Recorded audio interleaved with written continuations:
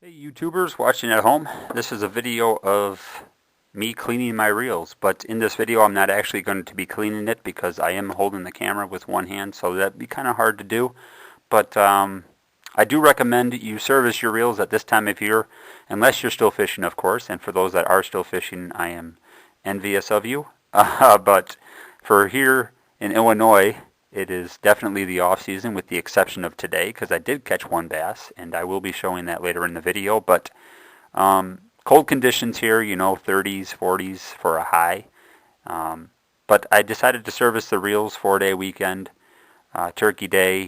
Took about an hour on each reel to service, and I got 4 out of the 6 Patriarchs that I own finished. This is going to be number 5. And this one's probably going to be pretty dirty inside, considering it was the reel that was on my frog rod. I can already tell the worm shaft gear and pinion that's in there is really gunked up. So I would recommend doing this probably once every 2 years, definitely once every 3 years. But if it's a newer reel like this one is, because I can still see the numbers on the magnetic, as opposed to the one with the blue handles. This is my oldest reel. This is my first one I bought for the Fluker Patriarchs. I cannot see the numbers on here. It's actually starting to chip.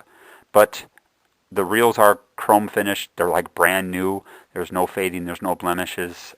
They're not painted, obviously, so they always look great come springtime on any rod I throw them on. I happen to use Dobbin Champion rods for the most part, so they really look brand new, and I don't have to worry about paint coming off of them, as you can see. So I don't know. I've always been a fan of chrome reels ever since I got my first high-end baitcaster, Pinnacle Matrix TI-30. And for those that don't know, you're looking at one of the first reels that actually had a 6-pin break in it. A little bit of history here. Shimano was actually fighting with Pinnacle on the rights to who invented this first 6-pin brake system. So you're looking at one of the first reels that came out in the year 2000 or 2001, and it was unveiled at the Bassmasters in Chicago, Illinois, which I went to as a young kid. So yeah, there's a little bit of history there. So most of your reels now have that 6-pin brake in them, but that reel is a beast and it's going to get serviced. It's just, it doesn't get a lot of use because it's so darn heavy. I mean, it's like a brick. So, but it has a flipping switch on it too, which is epic because you don't see a lot of reels that have that. But yeah, baitcaster maintenance. It's something that I do or try to do once a year for older reels, but just getting it out of the way early this year. And yeah, I went out today and used 3 reels. This was the one I had on my Dobbins 734, and on the end I had the Z-Man chatterbait, and I caught a fish, which you will see later on in this video. Now, my friend's scale failed because I guess he doesn't know how to use it properly, whatever, but it read the scale of the weight of the fish. It read it at 7 pounds, which I know it wasn't a 7-pound fish. He says it was 3. I say it was easy 4. So you guys let me know in the comments what you think the fish weighed. But yeah, was definitely surprised to catch a bass today on a Z-Man chatterbait. I mean, just literally taking it. I know I have another video where I show this. Taking it and going like this. I mean, that's all I was doing. And then every once in a while, I'd rip it. And I'd let it fall. And the fish hit, surprisingly, in like 3 feet off the shore. I mean, it must have been following that Z-Man chatterbait the whole way back. And it just decided to smack it. So, it just goes to show, even in tough conditions, brutal conditions, actually, it was 32 degrees yesterday and 45 for a high today. You can still catch bass if you know what you're doing. So, was definitely surprised that I caught one today, but this reel is like brand new, and that's really the highlight of this video, is when you service your baitcasters come next spring, it's going to pay off. I mean, you're going to be sitting there going, man, I'm sure glad I cleaned them in the wintertime because that thing just wants to go. Before I cleaned it, the spool maybe only spun 2.5, 3 seconds, and I'm just lightly stroking it, and it's wanting to go. I mean, I think a full spin would probably give me 20, 25 seconds, which I don't know if that's good, but I'd say it is for a 4.5, 5-year-old reel. No bearing replacement, no Boca bearings, no special lubrication, just Quantum hot sauce and Quantum lube and some really cheap. I don't use this grease on any little intricate parts. I use that on like where they put grease in the manufacturing process, you know, just on the little tension springs and whatnot. So, I mean, nothing really super fancy here.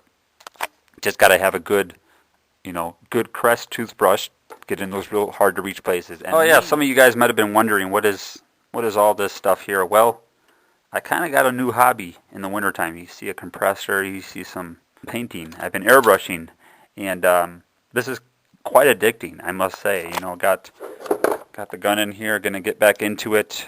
Here's some of the baits that I've done. Here's 2.5. This is in a dark gill color. I don't know if the camera can pick up the detail there of the stripes on the side. This is Cretex paint. This is the detail that you can get when you layer certain types of paints. You can really get pretty fancy with them. Here's a 2.5 that I actually used late in the fall and was catching bass on, and in a gill color again. You can see the detail there. Here's a shad pattern that I did in a 2.5 also with the kill dot. These are all hand painted. So these are pretty much colors that I didn't really have much luck with when they were natural out of the package, so I just painted them. Here's like a perch clown. What really inspired me to do this was watching Dakota Tackle, his YouTube channel. For those that know who he is, he paints crankbaits, so if he watches this video, shout out to him. You inspired me to do this, man. And Piz Customs too. I mean, he's just crazy. But here's a little bit more of the detail that I'm talking about. Here's a crappie. It could be perceived as like those light colored bluegills that we get here in Illinois, but you can see the detail in that bait. That's the layering of the paint. The fluorescence with the transparents. You see the detail? It kind of goes in like a ghost. I'm working a little bit more with this style because I think that looks amazing, and I definitely will be using these in the springtime. I have sold a couple of them to some friends already, and they've caught fish with them, so definitely something I'm going to be doing a lot more of in the wintertime. I just need to figure out what type of epoxy I want to go with. That's at the stage where I'm at now, and maybe actually sell some to some people in the area. Who knows, you know? But that's my video. Now you're going to see the fish that I caught. Here we go, late fall season bass fishing. Don't know what it weighs, but we're going to weigh it on the chatterbait using a Dobbin 734 with braided line, just dragging it on the bottom. It's cold out here. So my buddy Juan's going to weigh it. Big Fish Prairie and Orchard Sunday with Juan. We decided to go out. His scale's broken. We don't know what it weighs, but I'm going to say 3.5, 4 easily. Look at the belly on this thing. Hey Juan, get a photo of this with me.